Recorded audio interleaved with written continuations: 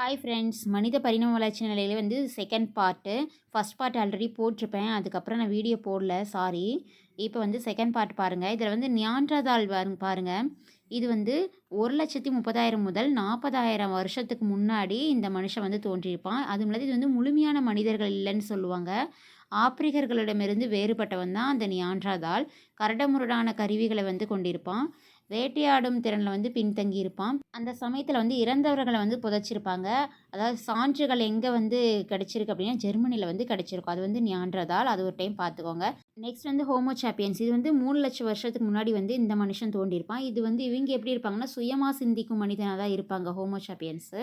நவீன மனிதன் வேட்டையாடும் அதுக்கப்புறம் உணவு சேகரிக்கும் சமூகமாக வந்து வாழ்ந்திருப்பாங்க. இவங்க வந்து கரடுமுரடான கருவிகளை வந்து இவன் பயன்படுத்திடுவான். ஹோமோ சாப்பியன்ஸ் வந்து ஆப்பிரிக்காவிலிருந்து இடம்பெயர்ந்து ஐரோப்பியாவிலும் ஆசியாவிலும் வந்து குடியேறியிருப்பான். இவன் வந்து சுயமாக சிந்திக்கும் மனிதன் சொல்லுவாங்க.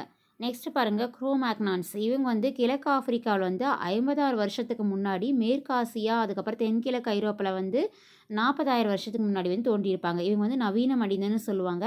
மனித வாழ்வின் தொடக்கம் கற்கருவிகளோட எலும்பலான கருவியை வந்து பயன்படுத்தியிருப்பான்.